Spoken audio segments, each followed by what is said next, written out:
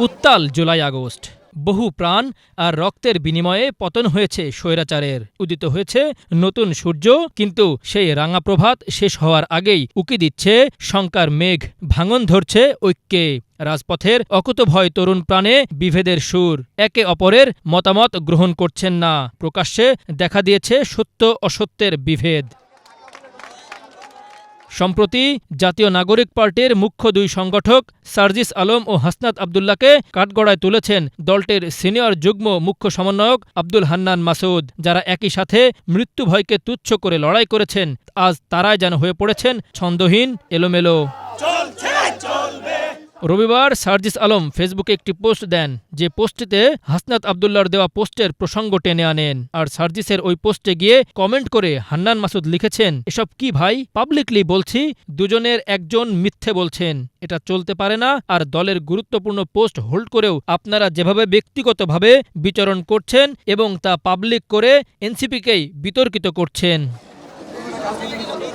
এর আগে ক্যান্টনমেন্টে সেনাপ্রধানের সঙ্গে বৈঠকে সেদিন কি ঘটেছিল তা নিয়ে পোস্ট দেন সার্জিস।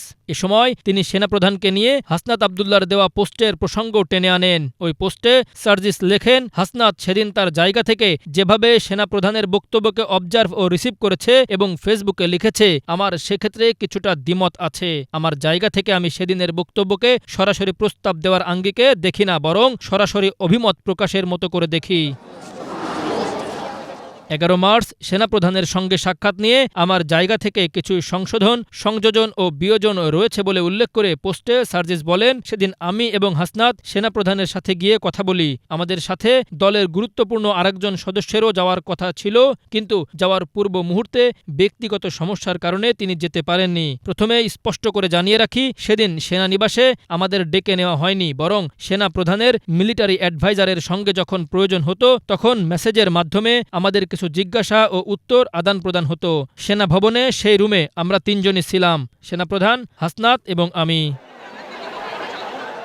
এর আগে মৃত্যু হলেও মানুষ জানুক কেন মারা গিয়েছি, বুক ভরা সাহসের সাথে এমন কথা বলে আলোচিত হন জুলাই অভ্যুত্থানের অন্যতম সমন্বয়ক হাসনাত আবদুল্লাহ। আওয়ামী লীগকে পুনর্বাসন করতে রিফাইন্ড আওয়ামী লীগ গঠনের ষড়যন্ত্র চলছে, এ বিষয়ে সমঝোতার জন্য ছাত্র নেতাদের উপর চাপ দেওয়া হচ্ছে, এমন অভিযোগ এনে চাঞ্চল্যকর তথ্য দেন হাসনাত আবদুল্লাহ। বৃহস্পতিবার রাতে সোশ্যাল মিডিয়ায় এমনই এক পোস্ট দেন তিনি।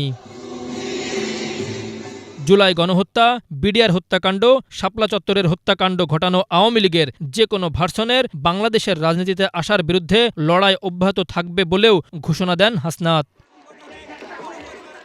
তবে দাবিতে একমত থাকলেও নতুন দল গঠনের পর সামাজিক মাধ্যমে নিজেদের এই বিভেদ তৈরি করতে পারে ভাঙন। তাই রাজপথের মতো দৃঢ় ঐক্য রাজনীতিতেও থাকা দরকার বলে মনে করেন বিশিষ্টজনরা। Akhtaruzzaman, Bangla Vision, news desk.